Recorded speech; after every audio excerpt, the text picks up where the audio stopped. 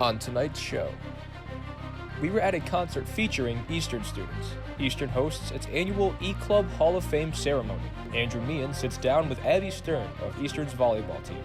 And Jarrett Soltis is here with highlights from men's soccer's matchup with Caselton. This and more on the October 24th edition of ETV News.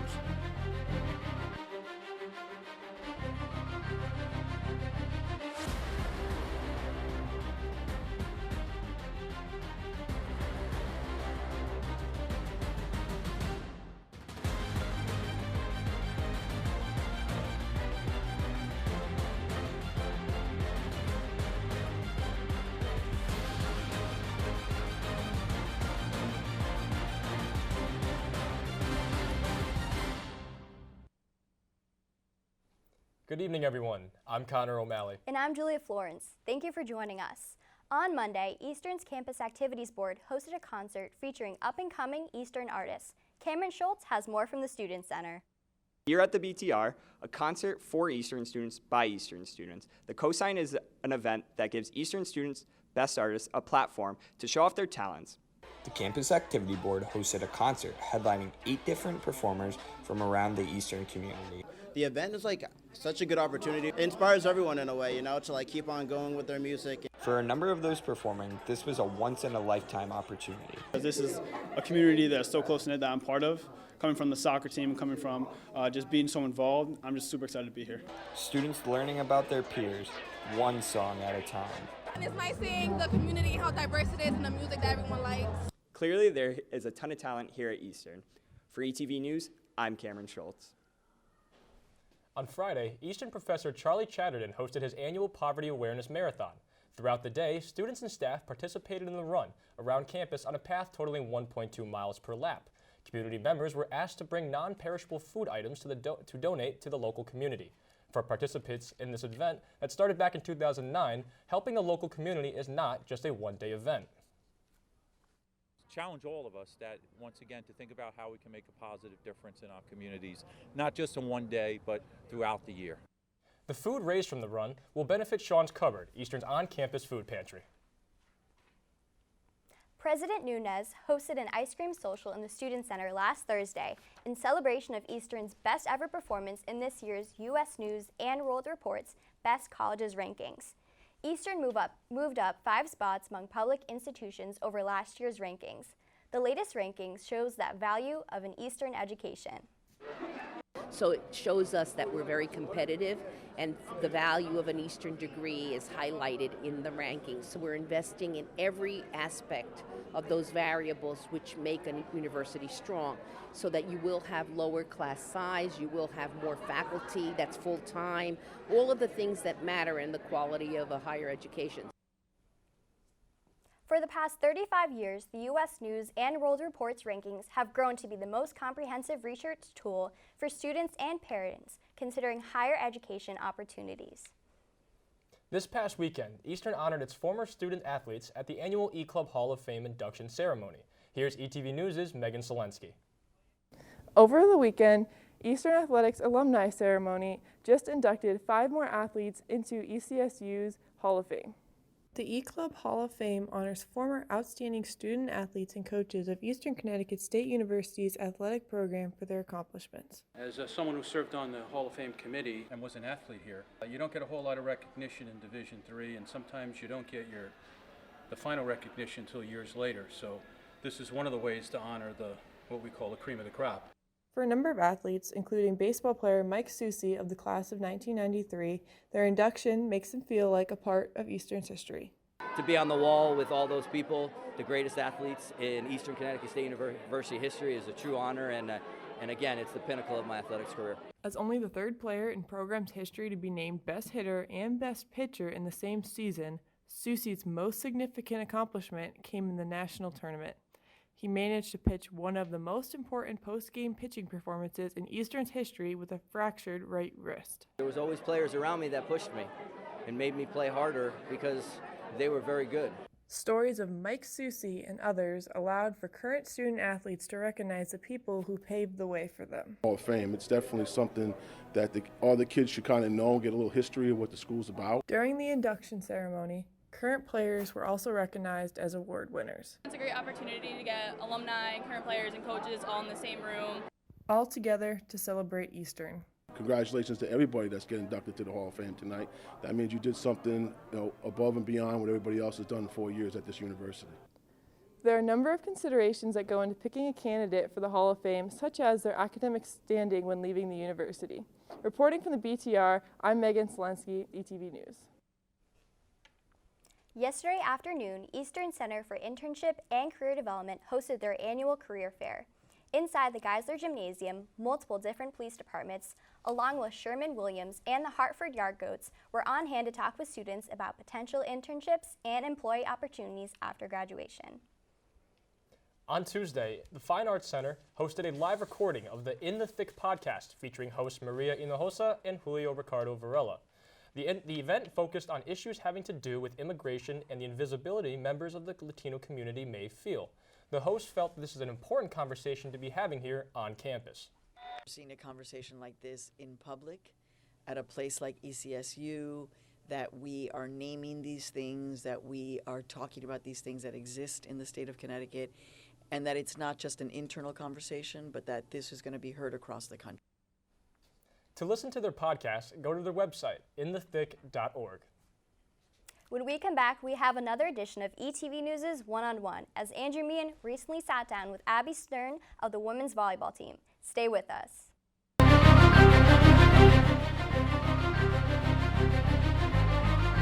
All right, Monroe, you ready? Monroe. Here we go, the butterfly.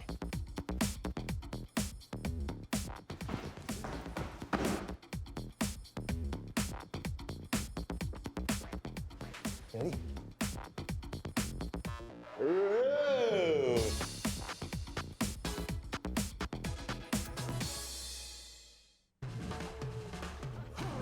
When you adopt a shelter pet, you discover their unique mix of all kinds of traits. Where'd Wiley go? Where's Wiley? Ah, there she is. Paw? Do you remember being an ancient wolf? Do you ever feel the call of the wild? You're a renegade cop, and I'm a con woman with nothing to prove. But together, we could really solve this murder. They're a little bit of a lot of things, but all of them are pure love. Our hearts are made stronger by how we treat others. Put her there. The light you share can impact those around you, but so can the darkness. Later, twerps. Did Pete saying mean things bother you? So when you reach out to another person, take a moment to consider how they will feel and let your heart be the key to making a difference.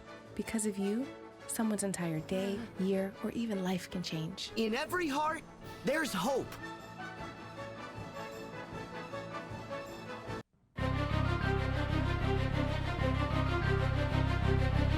Andrew Mian recently sat down with junior Abby Stern of Eastern's volleyball team. Take a look. Welcome to another edition of ETV News One-on-One. I'm Andrew Meehan, and tonight I'm joined by a member of the women's volleyball team, Abby Stern. Abby, thank you for joining me. Thanks for having me.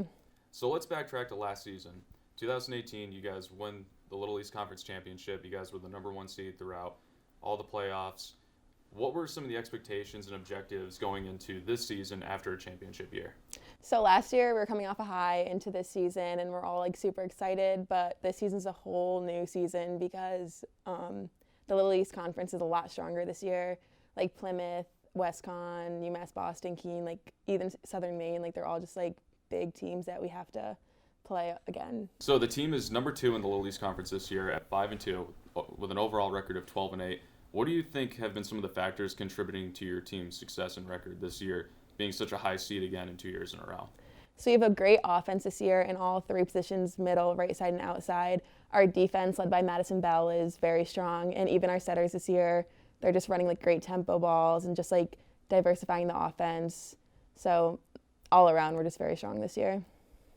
So switching over to your teammates for a second, watching you guys throughout this season, you guys tend to laugh it off or pick each other up when you guys don't get a point or you make a mistake. You guys are really more happy than you guys are upset with each other. What's it like to have that chemistry between your teammates, and what does it mean to you?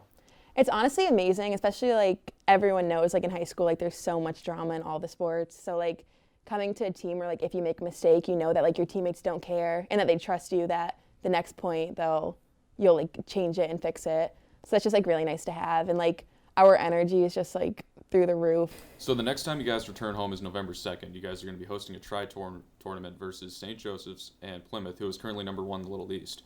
What do you think the team is going to need to get done going into such a big conference matchup against Plymouth State? So Plymouth is very good this year. Obviously, they're number 1. We're just going to have to do what we can do to prepare for them and just, like, control what we can. Especially when we play them, we just have to make sure that we're making less errors. Once again, I'm joined by a member of the women's volleyball team, Abby Stern. Abby, thanks again for coming on the show, and good luck with the rest of your season. Thank you. The Warriors will be traveling to the Coast Guard Academy this Saturday and will return home on November 2nd to finish up their regular season in a tri-tournament against St. Joseph's and Plymouth at 12. I'm Andrew Meehan. Now let's send it back to Connor and Julia. Andrew, thank you. Still ahead, we take a look at new charges facing parents in the college admission scandal. Don't go away.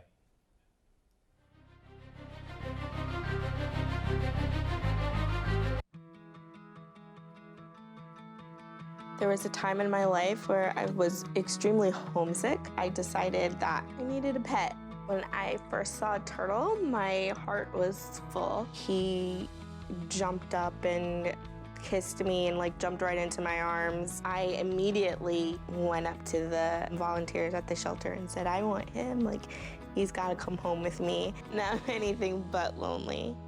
Every day with Turtle is a perfect day and keeps me company when I'm doing schoolwork.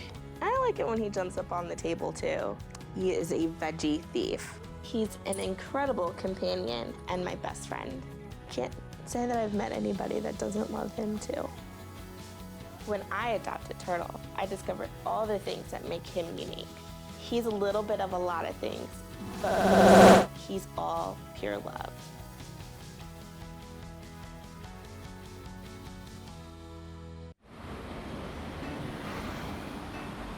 Hey, let's check out this park.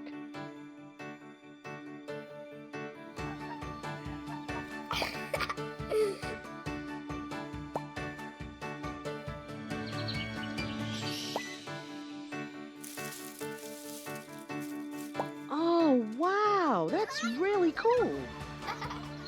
To find a great local park or forest near you, go to discovertheforest.org.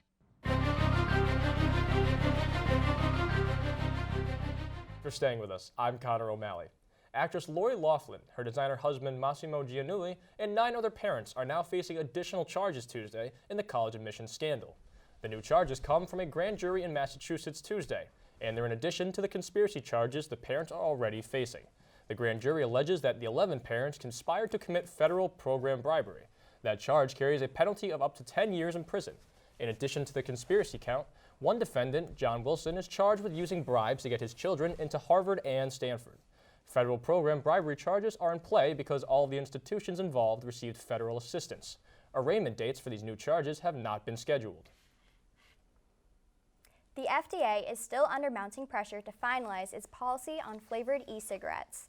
The chairman of the House Committee on Oversight and Reform Subcommittee on Economic and Consumer Policy sent a letter to the FDA Tuesday demanding action. In the letter, Representative Raha Krishnamurthy says, I urge you to put the flavor ban in place today before one more child gets hooked by flavored e-cigarettes. On September 11th, President Trump promised the FDA would be putting out some very strong guidance within 2 weeks. Now, more than a month later, lawmakers and health officials are expressing impatience.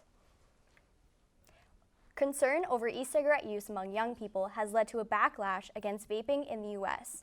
An outbreak of vaping-related lung injuries has sickened more than 1,400 people. The CDC, FDA, state and local health departments, and other clinical and public health partners are continuing to investigate the multi-state outbreak. House lawmakers have passed a bill that makes animal cruelty a federal felony. The so-called PACT Act specifically bans crushing, burning, drowning, and impaling animals, among other things. It would also allow officials to go after suspected animal abusers who cross state lines. But according to its co-sponsor, Republican Congressman Vern Buchanan, it would also close a big loophole. His office says the bill would specifically ban animal cruelty records on video. Previous laws have delegalized creating and selling those videos, but not the act of cruelty in them. Another co-sponsor of the bill, Democrat Ted Dutch, says the legislation sends a clear message that our society does not accept animal cruelty. Violations of the bill could lead to prison for up to 7 years. Keep your password to yourself. That's the new message from Netflix. The streaming platform says it's focused on preventing customers from sharing accounts and trading passwords. Its chief project officer says they're still looking for ways to make that happen. Right now, the cost of a basic plan is $8.99 per month, which allows a user to stream on a single screen at a time. Other slightly more expensive plans allow users to watch on additional screens. According to a survey done for CNBC, nearly 10% of Netflix users don't pay for the Netflix accounts that they use. Netflix has the ability to end an account or put it on hold at any time to prevent fraudulent actions. When we come back, Jarrett Soltis will be here with a look at men's soccer's recent game against Caselton. That highlights next in sports.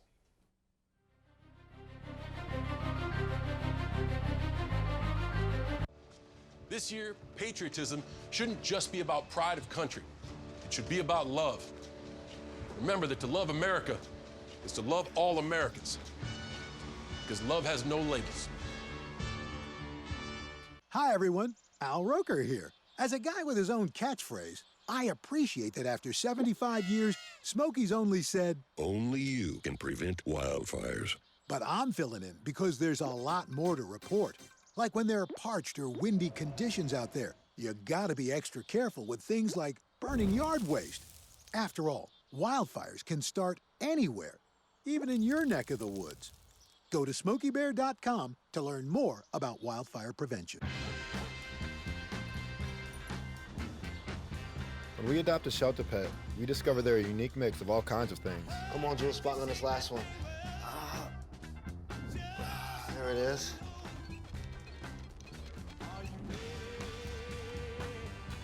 Keep going with it. Leo. They're a little bit of a lot of things, but they're all pure love.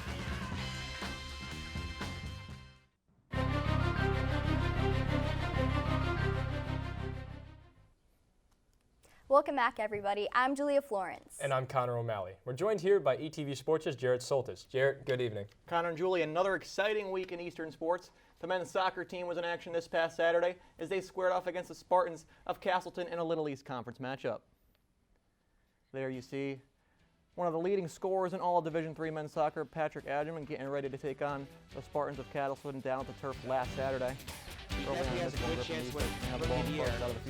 And they get the ball up to the guy I was just talking about, Patrick Adjaman, as all he's got to do is put the ball into the right corner of the goal as 10 minutes into this game, and the Warriors had a 1-0 lead. Then just a little while later, 32nd minute now, it's going to be another long ball here for the Warriors up to Patrick Adjaman. He's either going to slam on the brakes here. He's going to put his left foot on this ball, and then into the left corner as the Warriors took a 2-0 lead in the 33rd minute. Take another look at that one as Adjaman slams on the binders, gets it to his left foot, and then into the back of the net as the Warriors had a nice, comfortable 2-0 lead. Then with just 4 minutes left in the first half, it's going to be Ryan Sroy. He's going to take the through ball here, and all he's going to have to do is poke that pass to Caselton goalie, and he does so as Eastern was looking very strong in this first half as they were going to roll into the second half with a 3-0 lead. Now let's flash forward to that second half. It was a lot more of the same for the Warriors on the offensive attack, as this time it's going to be the offense getting it up to Patrick Adjaman. And take your hats off, ladies and gentlemen, throw them on the field as Patrick Adjaman completes the hat trick on the day, and that was goal number 4 of the Warriors as they led 4-0.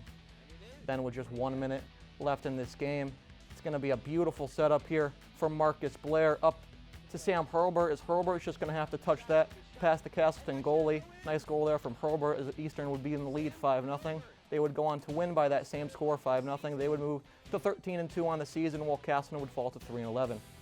Ryan Sroy with a goal, his third, and Patrick Adjaman 3 goals, 16, 17, and 18 on the year.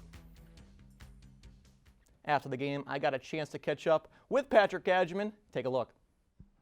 ETV Sports' Jarrett Soltis here with sophomore forward Patrick Adjaman. Patrick, thanks for joining us. Patrick, you had a hat trick here today, and you also had several other opportunities throughout the game. What gave you so many of those opportunities here this afternoon? I believe what gave me the most opportunities just like my runs. My coaches was like on me about making runs in behind, diagonal runs, and the boys were just playing me great balls. We played together and it just worked, so that was the main one that definitely helped today.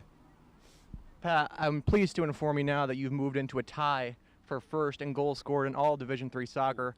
What does it mean to you to get the national exposure that you're getting? I mean, it's obviously like really cool. I didn't even know about that, to be honest, but that's like really cool to know that I'm up there in the rankings, and I just want to like prove to as much people as I can that I could do it, you know? It's good.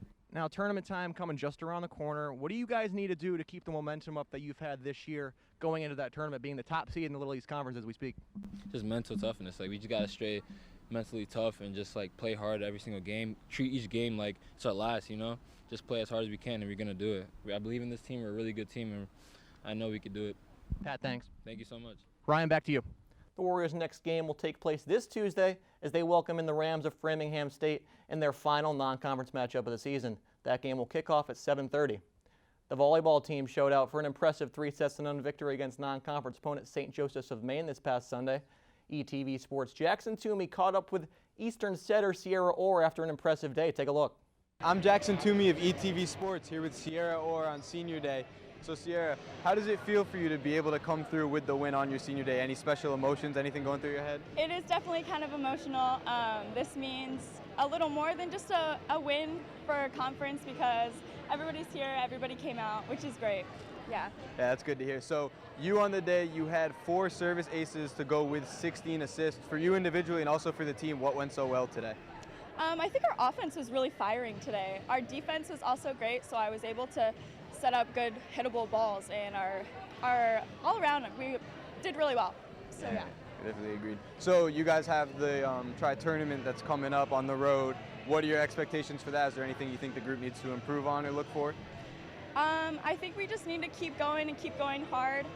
I think we're pretty good, so we'll see what happens. Okay, perfect. Well, again, thank you for your time. We appreciate it. Thanks, Andrew. Back to you. Orr finished off the afternoon with 16 assists, while Mackenzie Managia also added in 16 of her own.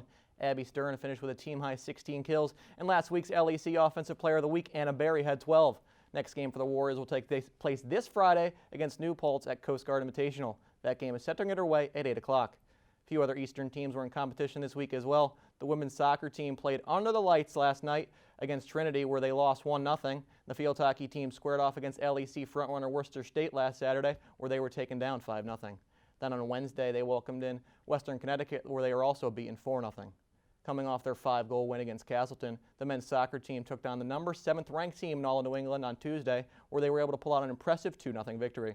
Before the win against St. Joseph's on Sunday, the volleyball team traveled up to Caselton on Friday, where they swept the Spartans in straight sets. That's all for this week in sports. Connor and Julia, I'm looking down my list here, and with a week left in the regular season, last week of October, last week of the regular season, the men's soccer team currently sits atop the LEC standings, women's volleyball in second, so I think come postseason time, it's going to be exciting to see what these two teams can do. Yep, we're definitely looking forward to it, and these upcoming weeks are going to be awesome. Thanks, Jarrett. Have you been interested in what goes on behind the scenes of the show you tune into every week? What sets ETV News apart? Why ETV News?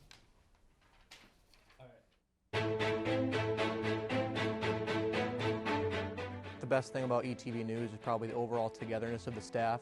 Everyone plays a big role in the pre- and post-production aspect of it. The global stories that we bring here, we produce here, we work on, we research, we explore. The hands-on exposure you get, because ETV News is all student-produced. My mindset going into one-on-one is really just focusing in on the topic at hand, at whoever I'm interviewing, because there's so many different aspects. I like being able to put personality behind stuff. Being a sports anchor, I'm able to call a highlight and maybe provide a little bit more excitement. If you're thinking about coming to Eastern and majoring in communications, the best thing to do is reach out and get involved. Now is certainly definitely the time to come in here. Well, although it is a lot of work, it's going to be worth it in the long run.